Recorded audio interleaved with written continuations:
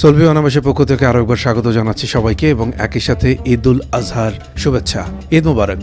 ঈদুল আজহাকে আমরা আমাদের ভাষায় নামকরণ করেছি কোরবানির ঈদ।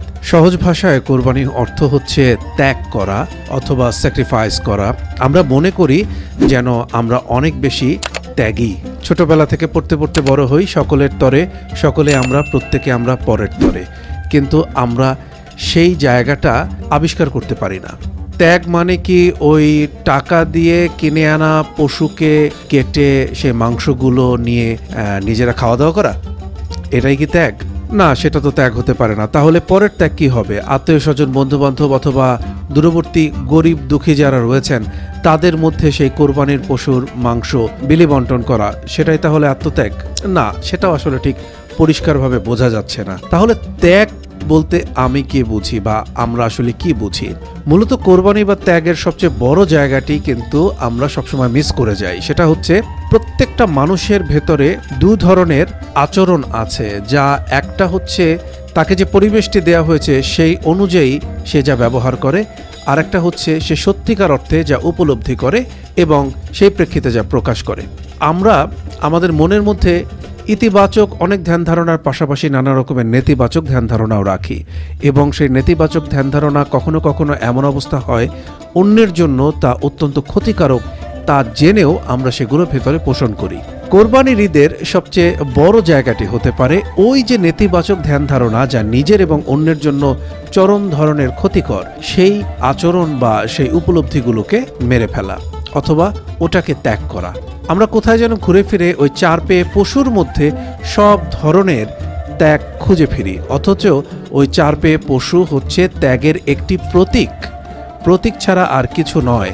কারো নামে কারো মাধ্যমে মহান সৃষ্টিকর্তার কাছে নিজের কোনো একটা কিছুকে উৎসর্গ করলাম, কিন্তু মহান সৃষ্টিকর্তার কাছে যদি উৎসর্গের ব্যাপারই হয় তাহলে ডেফিনেটলি সেই উৎসর্গ হতে হবে বা হওয়া উচিত এক নম্বরে নিজের আচরণের মধ্য থেকে অথবা নিজের স্বভাবের মধ্য থেকে অথবা নিজের অভ্যাসের মধ্য থেকে এমন কোনো একটা নেতিবাচক দিক অথবা অনেকগুলো নেতিবাচক দিক যেগুলো আমার, আপনার এবং আমার চারপাশের মানুষের জন্য ভালো নয়, সেই দিকগুলোকে যদি আমি ত্যাগ করতে পারি, অর্থাৎ কোরবানি করতে পারি, অর্থাৎ জীবন থেকে তুলে নিতে পারি, তাহলে এর চেয়ে বড় স্যাক্রিফাইস বা ত্যাগ আর হয় না।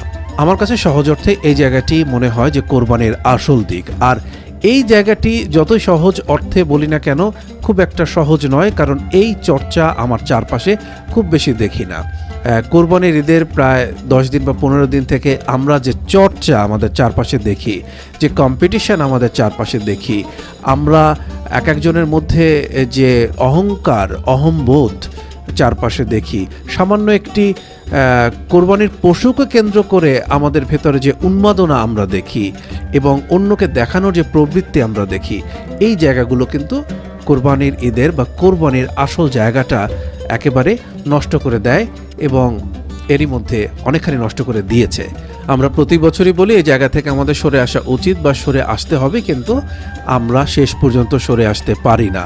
আরও অদ্ভুত ব্যাপার যে আমরা যারা এই কোরবানির পশু কেনা বেচা করি, যারা বিক্রি করেন এবং যারা কেনেন, তাদের মধ্যে মন মানসিকতার যে নানা রকমের রকমফের, এই রকমফের আসলে আমার ধর্মীয় অনুভূতিকে ঠিকভাবে পালন করতে দিচ্ছে কি না এটা নিয়েও কিন্তু আমরা খুব কমই ভাবি। যেমন এবার আমরা দেখলাম যে বিক্রি করতে করতে উচ্চ বংশীয় গরুর আবার বংশ রচনা করা হয়েছে এবং সেই বংশ রচনার মাধ্যমে সেই গরুকে কোটি টাকায়ও বিক্রি করা হয়েছে এবং কেউ না কেউ তো এটা কিনেছেন, বিক্রিত হয়েছে, তাই না?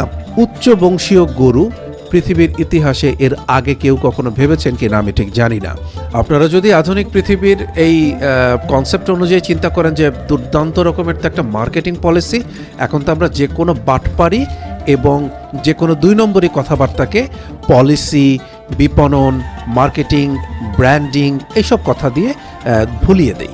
এটা বেশ কয়েক বছর থেকে সোসাইটিতে এক দুর্দান্ত রকমের চর্চা চলছে এবং চর্চার প্রসারও ভালো মতো হয়েছে। আবার আরেক বিক্রেতাকে দেখলাম আজকে গণমাধ্যমে এসেছে যে তিনি কোরবানির খাসি বিক্রি করছেন, ছাগল বিক্রি করছেন, অন্তত 7টি ছাগল, সম্ভবত এরকম কিছু নিয়ম আছে যে অন্তত 2 বছর বয়স হতে হবে, 2টো দাঁত থাকতে হবে, বা এরকম কিছু একটা হিসাব নিকাশ আছে। যাই হোক, 7টি ছাগল পাওয়া গেছে যার দাঁত প্লাস্টিক দিয়ে তৈরি করা। সেগুলোকে ধরা হয়েছে এবং দাঁত ধরতেই দাঁত খুলে এসেছে, কারণ সেগুলো সবই প্লাস্টিক দিয়ে বসানো। এই যে কোরবানির ঈদকে কেন্দ্র করে, পশু বিক্রিকে কেন্দ্র করে এই ধরনের যে পাশবিকতা, আসলে পাশবিকতা বলা উচিত না, কারণ পশু এতটা বাটপার নয় মানুষ যতটা বাটপার।